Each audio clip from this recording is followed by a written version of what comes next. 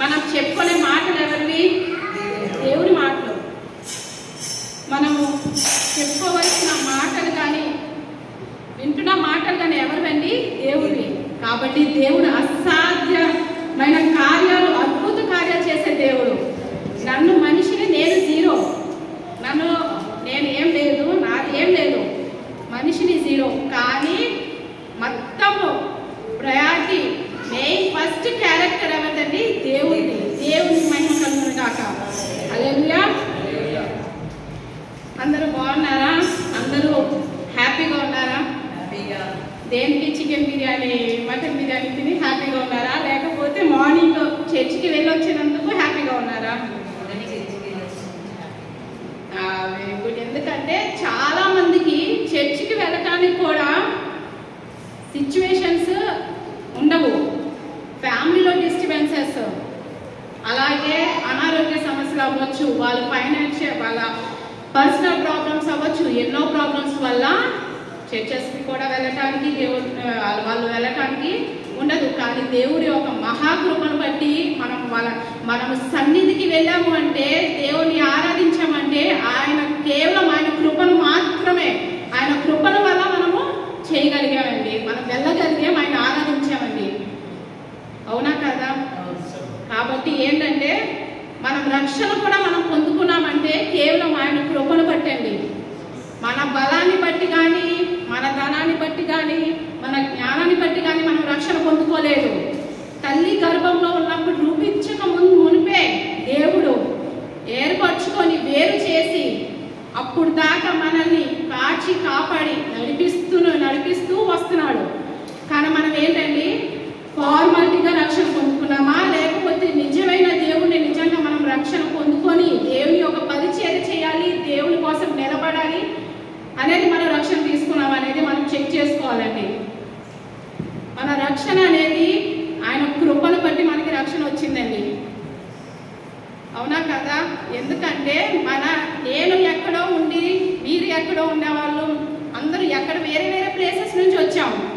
అయినప్పటికీ మనం ఇలా గ్యాదర్ అయ్యి అందరూ బాప్తిజం తీసుకొని, అందరూ వాక్యాన్ని చదువుతూ, అందరూ వాక్యానుసారంగా జీవించాలి అని చెప్పి తీర్మానాలు తీసుకుంటూ, దేవుని కోసం నిలబడాలి అని చెప్పి తీర్మానాలు తీసుకుంటూ మనం నడుస్తున్నామే, అది మన గొప్పతనం కాదు.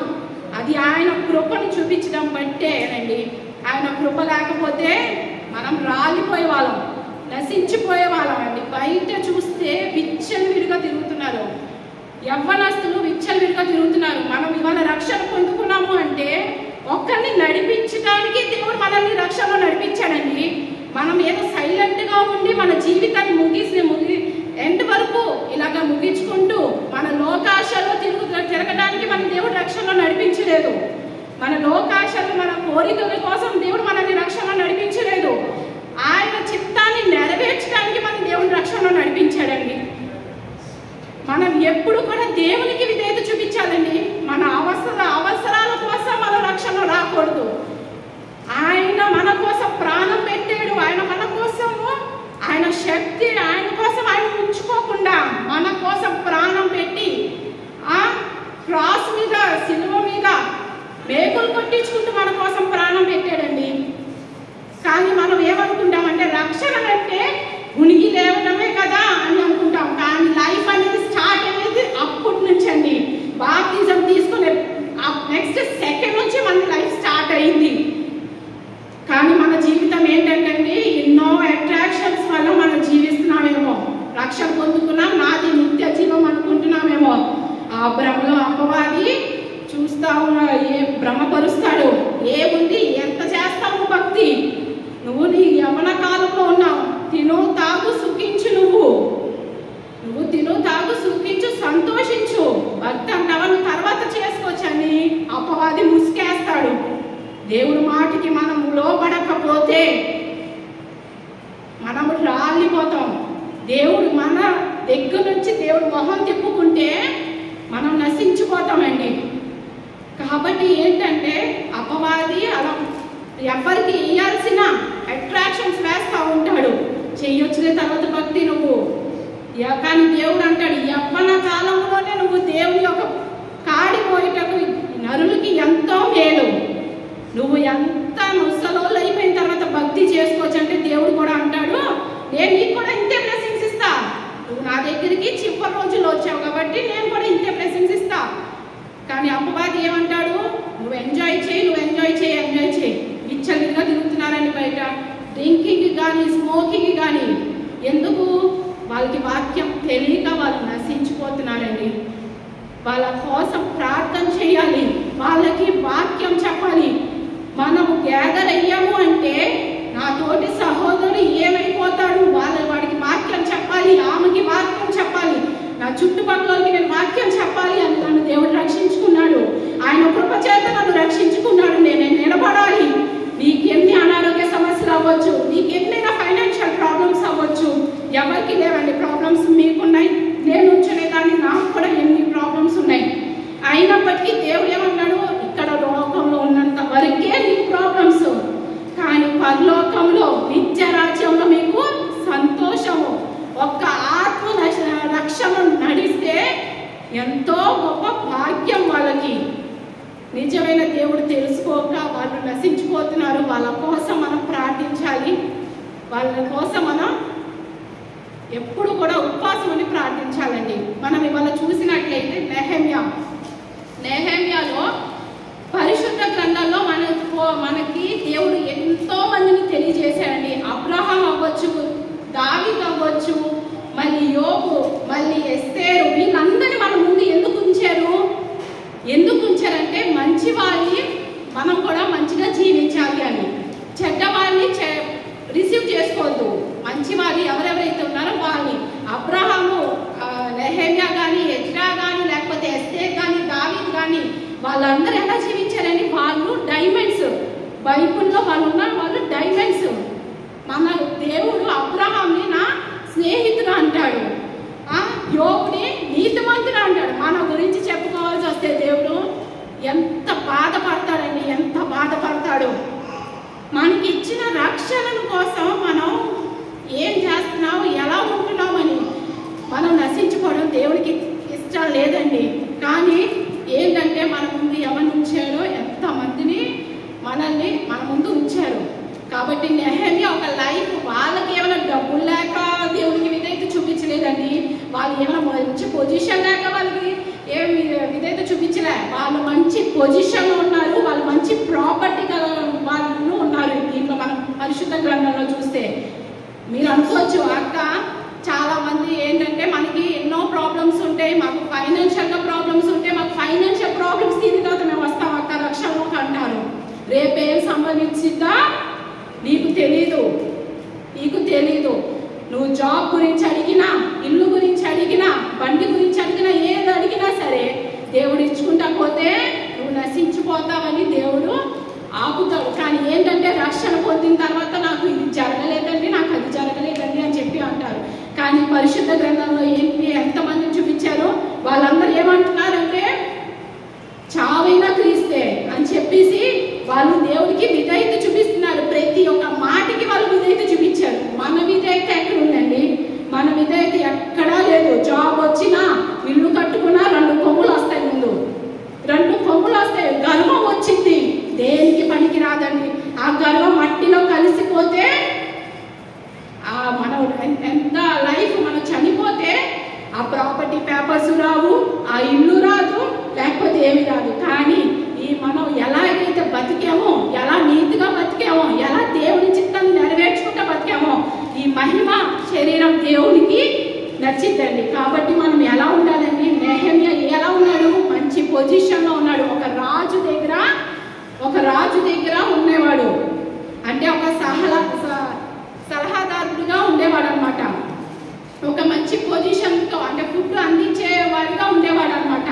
అబ్రహాం అవ్వచ్చు, యోబు మంచి ప్రాపర్టీ గల ఉన్న వాళ్ళండి. మనకి ఒక ఇల్లు ఉన్నా ఎచ్చులు పోతాం, మనకి ఏది అక్కడ ఒక బండి ఉన్నా ఎచ్చులు పోతాం. ఒకళ్ళు మనం ఒక మాట అంటే మనం పడము. కానీ ఏంటండి, మన కోసం దేవుడు ఎండల్లో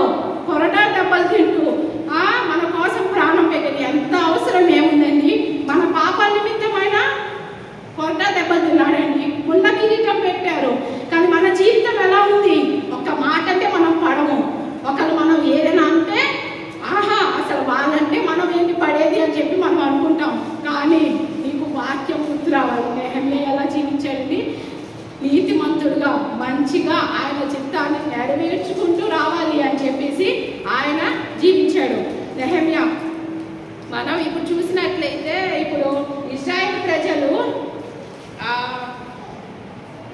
ప్రజలు వాళ్ళు నశించిపోతున్నప్పుడు వాళ్ళు ఐగుప్తు దేశంలో వాళ్ళు బానిసలుగా ఉన్నారు. బానిసలుగా ఉన్నప్పుడు దేవుడు ఏమన్నాడు, ఎవ్వరూ లేరు వాళ్ళని రక్షించటానికి.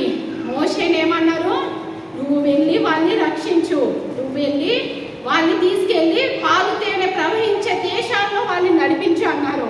వాళ్ళని కూడా దేవుడు ఇవాళ అంటున్నాడండి, వాళ్ళు నశించిపోతున్నారు, వాళ్ళకి తెలియట్లేదు అని చెప్పేసి దేవుడు మనల్ని రక్షించాడు. కానీ మనం ఏం చేస్తున్నాం, మన రక్షణ పక్కన పెట్టేస్తున్నాం. కాబట్టి అటువంటి వారుగా కాకుండా ఐగుప్తు దేశాన్ని పాలు తేనె ప్రవహించే దేశానికి నువ్వు నడిపించు అన్నప్పుడు దేవుడు మోషే ఏమన్నాడు, విధేయత చూపించాడు. దేవుని యొక్క శక్తి పొందుకొని వాళ్ళని పాలు తేనె ప్రవహించే దేశానికి నడిపించాడు అనమాట. నడిపించినప్పుడు వాళ్ళు ఇజ్రాయెల్ ప్రజలతో దేవుడు ఏమన్నాడు, అక్కడ 7 రకాల జనాలు ఉంటారు. మీరు మాత్రము వాళ్ళతో సహవాసం చేయొద్దు, వాళ్ళతోటి ఫ్రెండ్షిప్ చేయొద్దు, వాళ్ళ ఆచారంలో మీరు ఉండొద్దు. 7 రకాల జనాలు ఉన్నప్పుడు మీరు కనుక 7 రకాల జనాలు ఉన్నారు, వాళ్ళ మాట వినలేదు, వాళ్ళు మంచిగా ఉండలేదు. కాబట్టి వాళ్ళని నశించి అంటే ఏమంటారు తెలుగులో గతి పంపించేశారు. కాబట్టి మీరు కూడా అలా ఉండొద్దు. వాళ్ళు ఎక్కడైతే వాళ్ళు 7 రకాల జనాలు వాళ్ళు ఉండలేదో సరిగా వాళ్ళని తీసేశాను. మిమ్మల్ని నేను పాలు తేనె ప్రవహించే దేశాన్ని నేను నడిపించాను అంటే మీరు మంచిగా మీరు కూడా లేకపోతే, మీరు కూడా అలాగే ఉంటే కనుక మిమ్మల్ని కూడా తీసేస్తా. ఉంటే కనుక మీకు లైఫ్ లాంగ్ నేను మీకు ఆ బ్లెస్సింగ్స్, ఆ బ్లెస్డ్ ప్లేస్ మీకు ఇస్తాను అని చెప్పి దేవుడు చెప్పాడు. అయితే వాళ్ళు లోపలికి వెళ్ళిన తర్వాత వాళ్ళు ఏం చేశారు, దేవుడి మాటకి విధేయత చూపించలే, దేవుడి మాటకి లోపడలేదండి. వాళ్ళు ఏం చేశారు, వాళ్ళకి నచ్చిన రీతిగా వాళ్ళతో ఫ్రెండ్షిప్ చేయటం, వాళ్ళతో మాట్లాడటం, వాళ్ళకి వాళ్ళ ఆచారాలు అన్ని విగ్రహారాధన చేయటం, వాళ్ళన్నీ అలా చేస్తూ ఉన్నారు.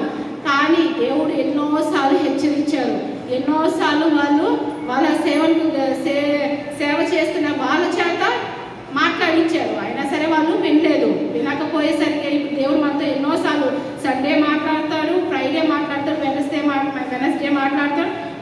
ఇంకా మనం బైబిల్ చదువుతుంటే కూడా దేవుడు మనతో మాట్లాడతాడు. అయితే దేవుడు వాళ్ళతో మాట్లాడినప్పుడు ఇలాగ మీరు చెయ్యొద్దు, మీకు అది కరెక్ట్ కాదు అని చెప్పినప్పుడు వాళ్ళు వినలేదు. అయితే ఏం చేశారు, నెబుకద్నెజరు ఆ రాజుని పిలిపించి దేవుడు నువ్వు వాళ్ళని తీసుకొని వెళ్ళిపో అని చెప్పేసి అన్నారు.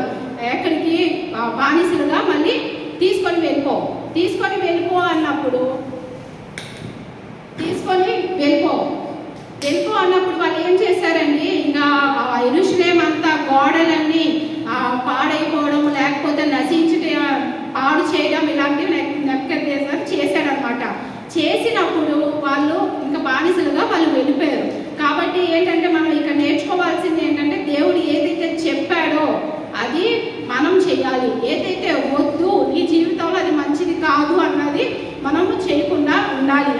అది ఎవరి వల్ల ఇది ఆయన కృపను పొందుకుంటే ఆయన వల్ల మన దేవుడు మనకి దయచేస్తాడనమాట. అలాగే మనం నెహెమ్యా గ్రంథం 1st చాప్టర్ చూద్దాం ఇవాళ.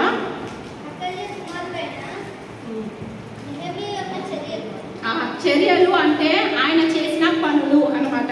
చర్యలు అంటే ఇప్పుడు మనం చేసిన పనులు చూస్తుంటే దేవుడు ఏంటి పక్కన వాళ్ళు కూడా షాక్ అవుతారు, మనం ఎలా బతుకుతున్నాము, ఎలా ఉంటున్నాము అనేది.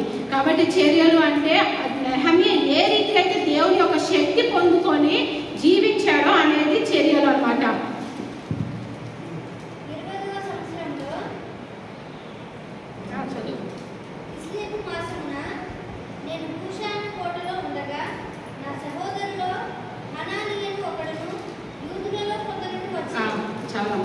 అయితే ఇక్కడ ఆయన ఎక్కడ ఉన్నాడండి, నెహెమ్యా ఎక్కడ ఉన్నాడు, కోటలో ఉన్నాడనమాట, మంచి పొజిషన్లో ఉన్నాడనమాట. అయితే వాళ్ళ సహోదరులు వచ్చారనమాట. వచ్చి ఏంటి పరిస్థితి అని చెప్పేసి మాట్లాడుకోవడానికి ఇప్పుడు మన ఫ్రెండ్స్ వస్తారు, 4 ఫ్రెండ్స్ వస్తారు. మనం ఏం మాట్లాడుతున్నామో, ఇప్పుడు నెహెమ్యా మంచి పొజిషన్లో ఉన్నాడు, మంచి రిచ్, మంచి జాబ్ ఉంది, అన్నీ ఉన్నాయి. కాబట్టి ఆయన వాళ్ళ సహోదరులు వచ్చి వచ్చినప్పుడు ఏం మాట్లాడుతున్నాడో చూద్దాం ఇక్కడ.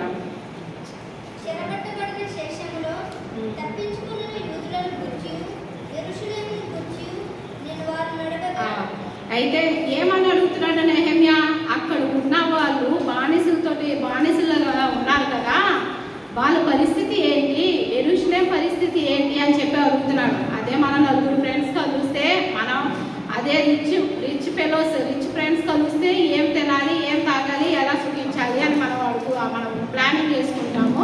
అదే యూత్ కలిస్తే ఈవినింగ్ ఏంటా అనేది మనం ప్లానింగ్ చేసుకుంటాము. కానీ నెహెమ్యా ఏమంటున్నాడు, నెహెమ్యాకి ఏం తప్పు లేదండి, ఫుల్ ప్రాపర్టీ కదా, అంటే మంచి సెటిల్డ్ పర్సన్ అనమాట. కానీ ఏమని అడుగుతున్నాడు, అక్కడ కష్టాల్లో ఉన్నారు కదా, వాళ్ళు బానిసలుగా ఉన్నారు కదా, వాళ్ళ పరిస్థితి ఏంటి, వాళ్ళు యెరూషలేము పరిస్థితి ఏంటి అని అడుగుతున్నాడు అనమాట.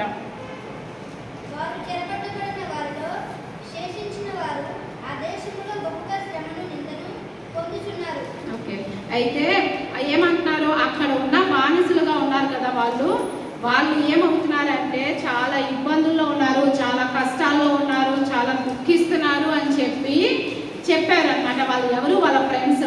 అదే మన పక్కన ఉన్న వాళ్ళ ఫ్రెండ్స్ వచ్చేసి వాళ్ళకి బాగోలేదు అంటే కొంతమంది ఏమంటారు, సరేలే అయ్యో అంటారు, అంతే. ఇంకొకళ్ళు ఏమంటారు, మంచిదైంది. ఎవరు అంటారంటే వాళ్ళ ఎవరు హృదయాలైతే ఎవరు హృదయాల వాక్యం లేదో వాళ్ళు ఏమంటారు, లేకపోతే వాక్యం లేకపోతే వాళ్ళు ఏమంటారు, సంతోషిస్తారు. కొంతమంది ఏమో అయ్యో అంటారు. కానీ వాక్యం ఉన్న హృదయాలు ఏమంటారంటే అయ్యో వాళ్ళకి ఏమైంది, వాళ్ళు ఎంత సఫర్ అవుతున్నారు, వాళ్ళకి ఎంత అనారోగ్య సమస్యలు వచ్చినాయి అని చెప్పి బాధపడతారనమాట. కాబట్టి నెహెమ్యా ఏమంటున్నారు, వాళ్ళ కోసం బాధపడుతున్నాడు. అయ్యో వీళ్ళు అలాగా ఉంటున్నారా, వాళ్ళు అలా దుఃఖిస్తున్నారా అని చెప్పి బాధపడుతున్నాడు అనమాట నెహెమ్యా. నెక్స్ట్,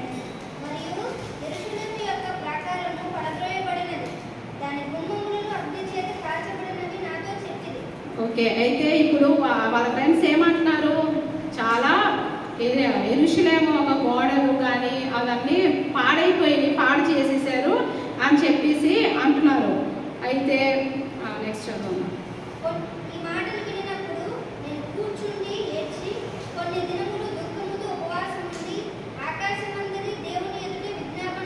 అయితే ఇప్పుడు ఆ మాటలు విన్నారు, అక్కడ చాలా బాధపడుతున్నారు. వాళ్ళకి ఏమీ లేదు, వాళ్ళకి షెల్టర్స్ లేవు, లేకపోతే వాళ్ళు చాలా ఇబ్బందులు పడుతున్నారు, వాళ్ళు చాలా ఇబ్బందులు పెడుతున్నారు అని చెప్పినప్పుడు నెహెమ్యా ఏం చేశాడండి, దుఃఖించాడు, ఏడ్చాడు, కూర్చొని చాలా రోజుల దాకా ఏడ్చాడు.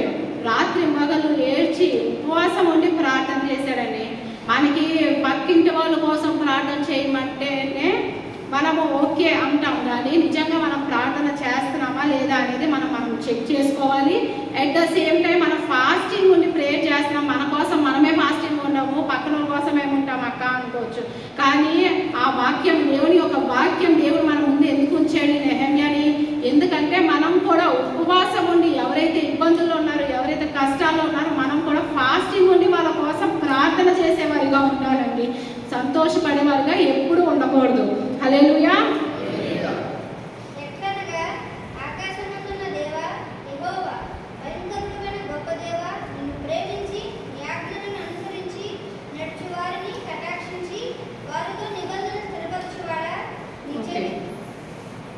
ఇప్పుడు దేవుడు ఏంటి, చాలా అద్భుత కార్యాలు చేశాడండి. చాలా కోపం వస్తే భయంకరంగా దేవుడి యొక్క కోపం మనం తట్టుకోలేము.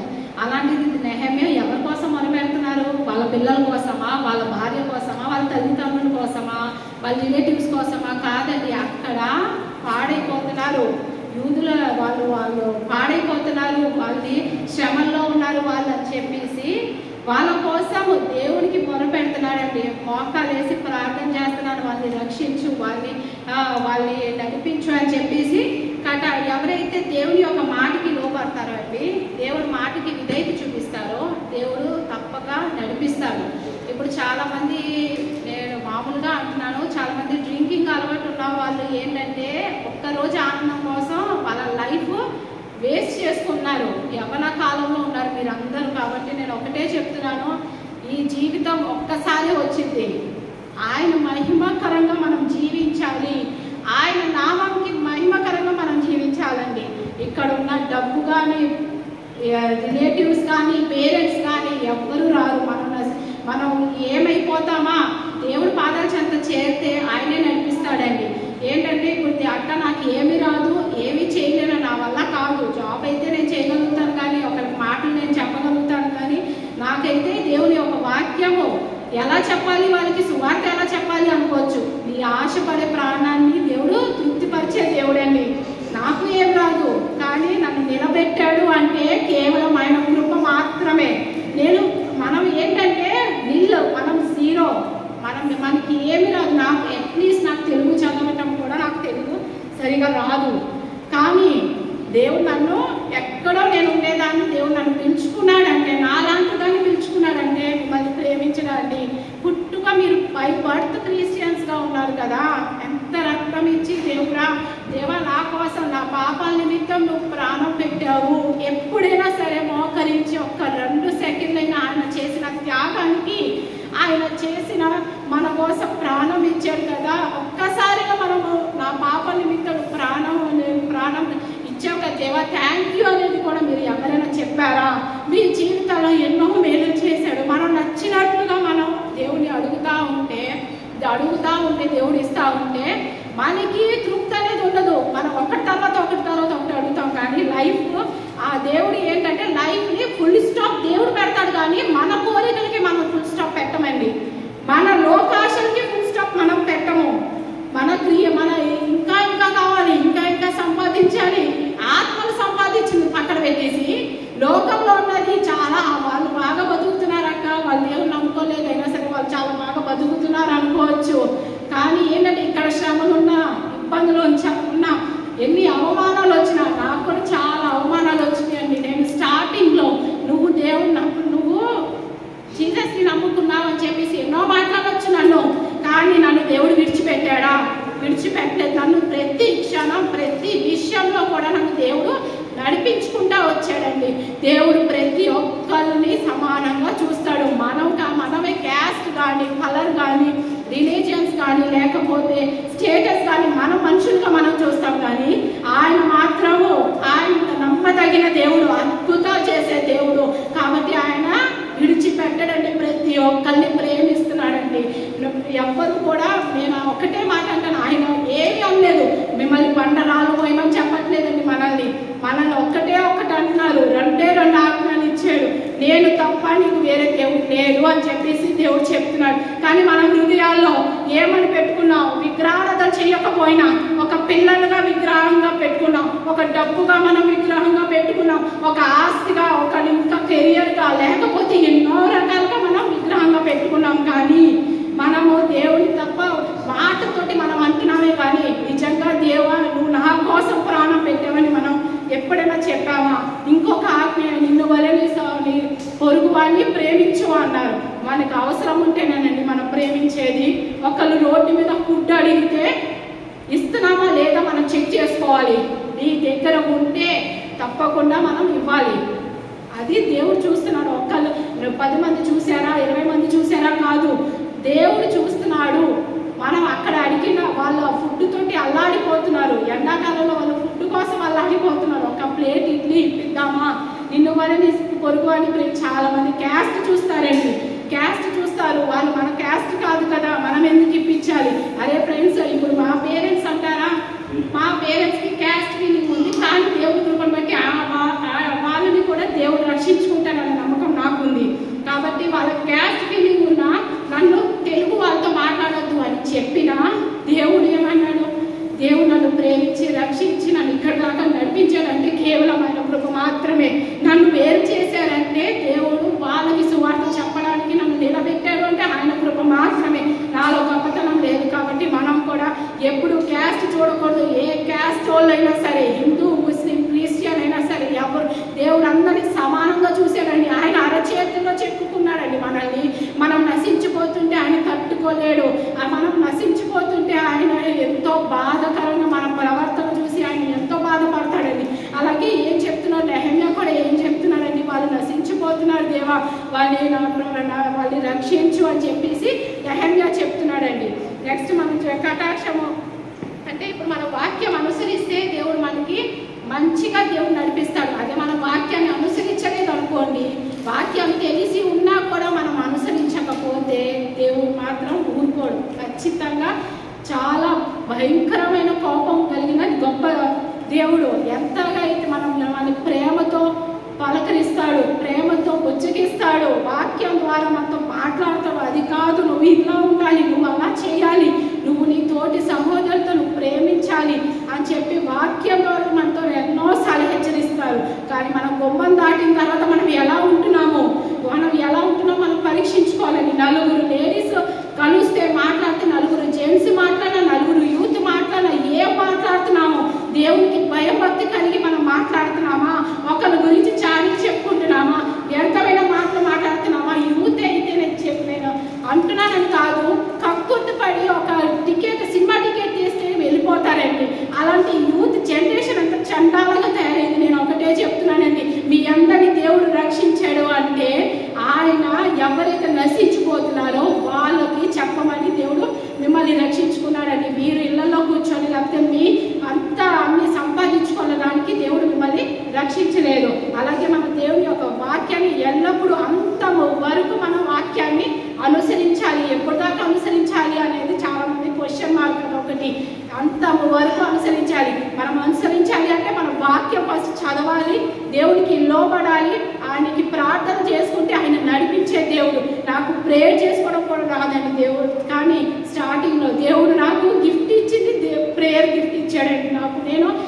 నేనే షాక్ అయ్యాను. ఎందుకంటే నాకు ప్రేయర్ చేయడం నిజంగా మా హస్బెండ్ తెలుసు, స్టార్టింగ్లో నాకు ప్రేయర్ చేయడం వచ్చేది కాదు. కానీ నాకు ప్రేయర్ చేయడం రాదు దేవా, కానీ నన్ను ప్రేయర్ చేయమంటున్నారని చెప్పి నేను అడిగేదాన్ని. పర్సనల్గా నేను అడిగినప్పుడు దేవుని మహాకృపను బట్టి నాకు ప్రేయర్ గిఫ్ట్ అనేది దేవుడు ఇచ్చాడండి. అలాగే మనం కూడా ఏంటంటే దేవుడి మాటకి విధేయత చూపిస్తే దేవుడు మనల్ని ప్రేమిస్తాడు. నెక్స్ట్ చదువుతాము.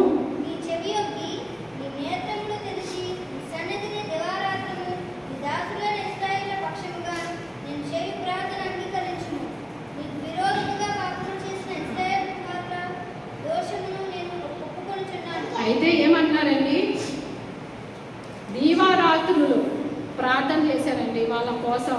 దీవారాత్రులు మనం చేసే ప్రార్థన 2 minutes, నేను అందరినీ అనట్లేదండి, ఎవరైతే చేయట్లేదో వాళ్ళే పరీక్షించుకోవాలి. నేను అందరినీ అనను. దీవారాత్రులు ప్రార్థన చేయాల్సిన అవసరం నెహమ్యాకి ఏముంది? కానీ వాళ్ళు ఉండట్లేదు, వాళ్ళు నశించిపోతారేమో అని చెప్పి దీవారాత్రులు ప్రార్థన చేస్తున్నాడు అనమాట. ఆయన ఏమంటున్నారు, నా ప్రార్థన నీ దాసుడు నన్ను నా ప్రార్థన ఆలకించుము అంటారు. అయితే మన ప్రార్థన చెయ్యాలి అంటే, ప్రార్థన అంటే ఇది కదండి. ఇప్పుడు ప్రార్థన ఎలా ఎంత బాగా చేశాడు, దేవునికి నచ్చిన రీతిగా ప్రార్థన చేశాడు. మన ప్రార్థన ఎలా ఉంటుంది, దేవా నాకు రేపటి కల్లా నాకు ఇది చేయాలి, లేకపోతే నేను వెనక్కి వెళ్ళిపోతా. దేవుణ్ణే బ్లాక్మెయిల్ చేస్తూ ఉంటాము. కానీ ఏంటంటే అండి, మన ప్రార్థన ఎలా ఉండాలి, ఆయన చింతానుసారంగా మన ప్రార్థన ఉండాలి, ఆయనకి నచ్చిన రీతిగా మన ప్రార్థన ఉండాలని. మన అవసరం కొరకు ప్రార్థన ఉండకూడదు. ఎప్పుడు కూడా దాన్ని యాక్సెప్ట్ చేయడు. దేవుడు ఇవ్వాలి అనుకుంటే మనం అడిగిన వాటికంటే శ్రేష్టమైనది ఇస్తాడండి దేవుడు. అది దేవుని చిత్తం అయితే మనం అడగకుండానే మనకి దేవుడు చేతిలో పెడతాడు, శ్రేష్టమైనది పెడతాడు, మనం అడిగే పని ఉండదు. కానీ ఇక్కడ నెహమ్యా ఎలా ప్రార్థిస్తున్నాడు, వేరే వాళ్ళ కోసం, బానిసలుగా ఉన్న వాళ్ళ కోసం ప్రార్థిస్తున్నాడండి. నా ప్రార్థన ఆలోచించుము అంటున్నాడు. నెక్స్ట్, నేను నా ఇంటి వారు పాపము చేసి ఉన్నాను అంటే, వీళ్ళు పాపం చేశారు కదండి. అంటే పితరులు కూడా, ఎవరైతే పాత పితరులు వాళ్ళు పాపం చేశారో, పాపం చేసి ఉన్నాను అని ఒప్పుకుంటున్నారు. ఇక్కడ మనం ఏదైనా నేను చేయలేదు, నేను తప్పు చేయలేదని అని చెప్పేసి రోషంగా మాట్లాడతాము చాలా. కానీ ఇక్కడ ఏమంటున్నారు, పాపం చేసి ఉన్నాము, మమ్మల్ని క్షమించు అని చెప్పి అడుగుతున్నారు అనమాట.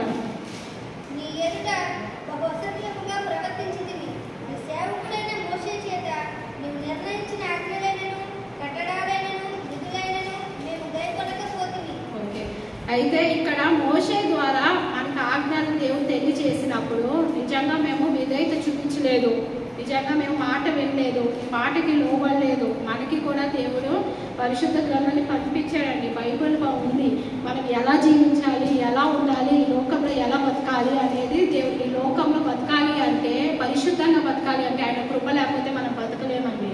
మనం జీవించలేము, మన వల్ల కాదు. కానీ ఆయన వాక్యం మనం చదువుతూ ఉండి ఆయన కృపను మనం పొందుకుంటూ ఉంటే నడిపించే దేవుడు అండి.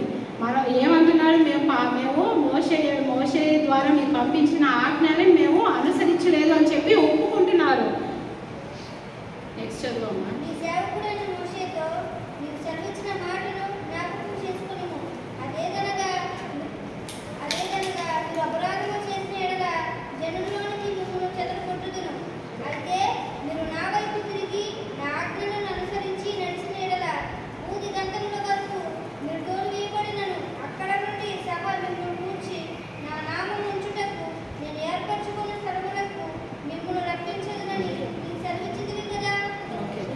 దేవుడు ఏమంటాడంటే, ఇప్పుడు నా మాటకి నీవు విధేయత చూపిస్తే, నా మాటకి నువ్వు విధేయత చూపించి నా మాట ప్రకారం నువ్వు నడుస్తే కనుక నువ్వు ఎక్కడ ఉన్నా సరే, నువ్వు ఎక్కడ భూమి మీద ఏ చివరి స్పాట్లో ఉన్నా సరే నిన్ను నేను కరెక్ట్ వేలో నేను నడిపిస్తాను అని చెప్పి అంటున్నాడు. మన జ్ఞానంతో మన ఆలోచనతో మనం ఏదో చేసేద్దాం, మన లైఫ్ కాబట్టి ఫ్రీవిల్ దేవుడు ఇచ్చాడు కాబట్టి మనకి నచ్చినట్టు మనం జీవిస్తాము అని చెప్పేసి అంటే అది మనము తప్పుడు ఆలోచన అండి. మన వల్ల అయితే కాదు. మనం జీరో అనుకొని మనం ఎప్పుడైతే అనుకుంటామో, ఆయన ఏమన్నారు, మీరు ఎక్కడున్నా సరే, ఇప్పుడు చాలామంది రకరకాలుగా ఏమంటారంటే వేరే థింకింగ్తో ఉంటారు. ఇటు వాక్యం చదువుతూ ఇటు వాళ్ళ టాలెంట్ చూపించాలి అని చెప్పేసి అనుకుంటూ ఉంటారు. కానీ వాళ్ళ టాలెంట్ దేనికి పనికిరాదండి. ఆయన నడిపిస్తేనే, ఆయన మనకి చెయ్యి పట్టుకొని నడిపిస్తేనే మనం నడవగలుగుతామండి. ఇప్పుడు దాకా మనకి దేవుడు చెయ్యి పట్టుకొని నడిపించాడు కదా, మనం ఒక్కసారైనా దేవా నేను నీ చెయ్యి పట్టుకొని నేను నడవాలి, దేవా నేను నీ చెయ్యి పట్టుకొని నేను ఎలా ఉండాలో ఈ లోకంలో నాకు నేర్పించు. లోకానికి మనం పనికి రాకపోవచ్చండి, వెలివాళ్ళగా కనిపించవచ్చండి. వీళ్ళకి ఏమీ తెలియదులే, వీళ్ళకి ప్రాపర్టీ లేదు, వీళ్ళకి మాట్లాడటం సరిగా రాదు అని చెప్పేసాను. దేవుడు ఏమంటాడంటే, నాకు నువ్వు కావాలి. లోకంలో అందరూ వేరు చేసిన నువ్వు దేనికి అంటే నీకు సరిగా రాకపోవచ్చు, నీకు జాబ్కి నువ్వు కరెక్ట్ కాదు, ఈ జాబ్కి నువ్వు కరెక్ట్ కాదు అనుకోవచ్చు, ఒక హౌస్ వైఫ్గా అవ్వచ్చు, దేనికైనా సరే, ఎవరైనా ఏది మాట్లాడినా సరే. కానీ మన దేవుడు తోసే దేవుడు కాదు, నిన్ను వదిలే దేవుడు కాదు. నీ చెయ్యి పట్టుకొని దేవా నేను నీ చెయ్యి పట్టుకొని నడవాలనే ఆశ ఉంది దేవా, నన్ను నడిపించు దేవా, నేను ఆ ఇరుకు మార్గంలోనే నడవలేకపోతున్నాను. ఎన్ని సమస్యలు ఉన్నాయండి. క్రైస్తవులకి బాప్తిజం సమస్యలు వస్తాయి అంటారు. ఆ సమస్యల నుంచి విజయాన్ని దయచేస్తారని దేవుడు చెప్తున్నాడు. కానీ మనం అప్పుడు దాకా మనం ఓర్పుతో సహనంతో ఉంటేనే కదా మనం చలో మన రాజ్యం అందే, మన జీవితం అందే అని చెప్పేసి వెనక్కి వెళ్ళిపోతూ ఉంటాం. అలా కాకుండా ఆయన చెయ్యి పట్టుకొని నడిపిస్తే ఎంత అద్భుతంగా ఉంటుందో లైఫ్ అనేది మనం ఊహించలేము. కాబట్టి మనం ఏంటంటే ప్రతి విషయంలో కూడా మనము జీరో చేసుకొని ఆయనకి నామంకి మహిమ కొంత ప్రభావం దేవుడికి మాత్రమే చెల్లాలి అని చెప్పేసి మనం డిసైడ్ అవ్వాలి. ఫస్ట్ మనం అప్లై చేసుకోవాలి. అది మన జీవితంలో దేవుడు లేనిదే ఏమీ లేదు. అది పేరెంట్స్ అవ్వచ్చు, వైఫ్ అవ్వచ్చు, హస్బెండ్ అవ్వచ్చు, పిల్లలు అవ్వచ్చు, ఎవరు ఉన్నా సరే ఫస్ట్ ప్రయారిటీ మనం దేవుడు మాత్రమే ఇవ్వాలి. ఫస్ట్ ప్రయారిటీ దేవుడికి ఇస్తే నడిపించేవాడు మనుషులుగా కొంతమంది విడిచిపెట్టేస్తారండి. పేరెంట్స్ కావచ్చు, వైఫ్ కావచ్చు, హస్బెండ్ కావచ్చు, ఫ్రెండ్స్ కావచ్చు, కానీ దేవుడు విడిచిపెట్టడండి. ఆయన మాటకి విధేయత చూపిస్తే దేవుడు ఏమంటాడు, నాకు నీ విధేయత నచ్చింది, నాకు నీ పరిశుద్ధత నచ్చింది అని చెప్పేసి ఎంతో మందిని మన పరిశుద్ధ గ్రంథంలో దేవుడు చూపించాడు. అదే రీతిగా మనం కూడా ఏం చేయాలండి, ఆయన మాటకి లోపడాలి, ఆయనకి విధేయత చూపిస్తూ మనకి మనం జీరో చేసుకుంటూ ఉంటే దేవుడు నామంకి మహిమ పరిచే వారిగా మనం జీవించాలి. నెక్స్ట్ చదువుదాము.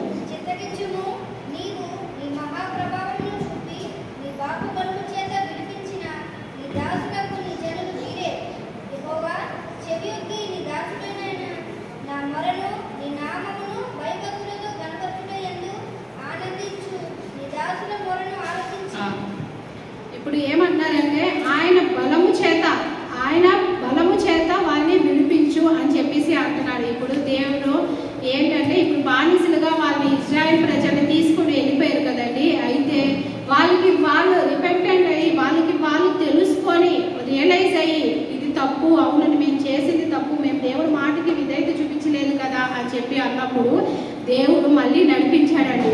కొంతమంది ఒక 3 టైమ్స్గా దేవుడు నడిపించాడు. ఫస్ట్ టైం ఏంటంటే ఇప్పుడు ఫస్ట్ 40,000 మెంబర్స్ని దేవుడు మళ్ళీ వినిపించాడు.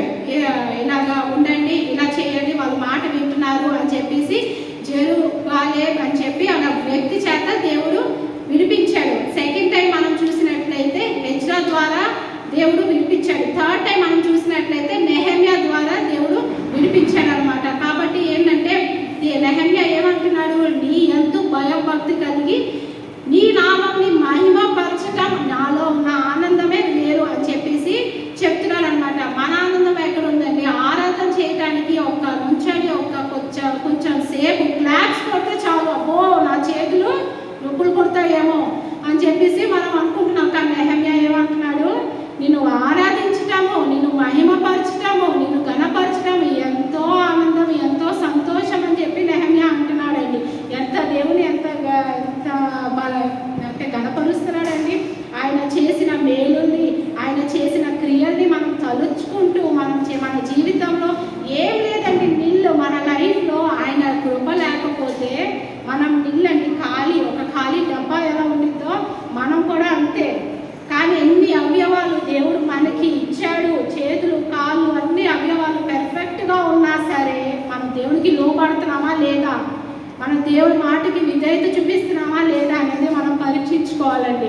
అన్ని అవయవాలు ఉంటే అబ్బో నా అంతటి వాళ్ళు లేరు, నాకు ఒక ఇల్లు ఏదైనా హౌస్ కట్టుకోవడానికి కానీ లేకపోతే ఒక మంచి జాబ్ వస్తే ఇంకా నలుగురు వేసుకొని తిరుగుతాం. కానీ చర్చిలో ఒక టెస్ట్ మనీ చెప్పడమా, ఒక పాట పాడటమా, ఆయన ప్రతి ఒక్కరికి ఒక్కొక్క తలాంతు ఇస్తాడండి.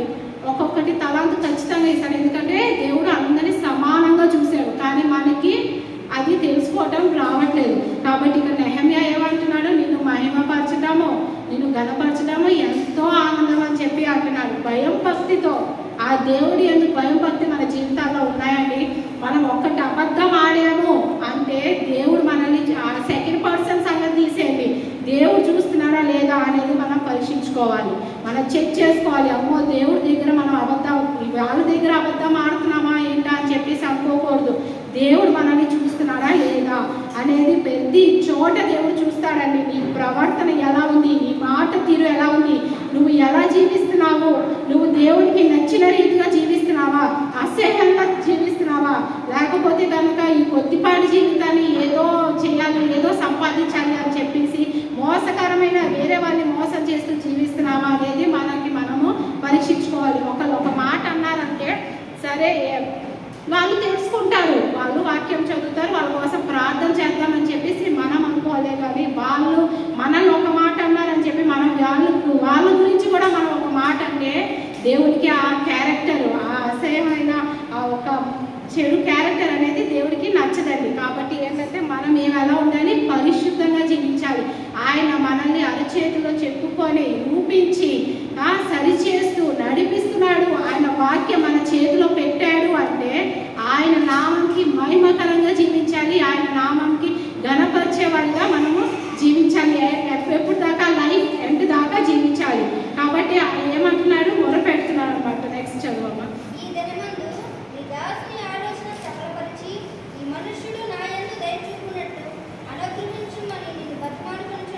ఇక్కడ ఈ మనుషుడు నా యందు దయ చూపినట్లు అంటే ఎవరి గురించి ఇది?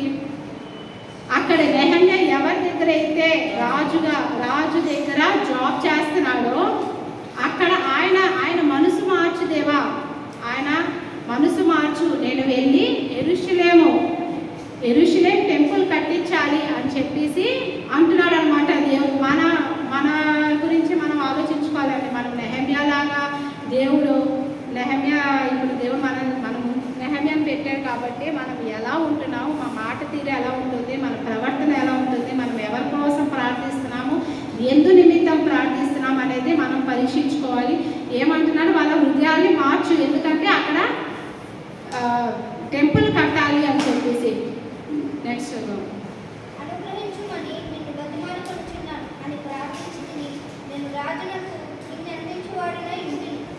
అంటే ఆయన జాబ్ ఏంటంటే నేను చెప్పాను కదా స్టార్టింగ్, ఆయన జాబ్ ఏంటంటే ఫుడ్ ఇస్తాడు అండ్ సలహాదారుడుగా ఉంటాడు ఆయన జాబ్. కాబట్టి ఏంటంటే మనం ఇక్కడ దీంట్లో మనం నేర్చుకోవాల్సింది ఏంటంటే మనం వేరే వాళ్ళ కోసం ప్రార్థన చేయాలి. నెహెమ్యా లాగా వేరే వాళ్ళు ఎవరైనా కష్టాల్లో ఉంటే వాళ్ళని ఓదార్చాలి. సూటిపోటి మాటలనే వాళ్ళని బాధ పెట్టేవారుగా మనం ఉండకూడదు. అది ఎందుకంటే మన బుక్లోనే దేవుడు రాస్తారు, వాళ్ళ బుక్లో దేవుడు రాయడు, మన బుక్లోనే రాస్తారు. మన నోటి మాట ఎలా ఉంటుంది, మన ప్రవర్తన ఎలా ఉంటుంది, మనం జీవించే విధానం ఎలా ఉంటుందో అని చెప్పేసి మనకి మనం పరీక్షించుకోవాలండి. లోకంలో ఎన్ని మాటలన్నా దేనికి పనికిరావు అన్నా సరే దేవుడు వాడుకుంటాడు. మంచిగా ఆయన పనిలో వాడుకునే గొప్ప కార్యాలు చేసే సమర్థుడు మన దేవుడు. నిజమైన దేవుడు ఆయనే కాబట్టి మనం తీర్మానం తీసుకునే వారుగా మనం ఉండాలి. దేవుని మహిమ కలుగును గాక.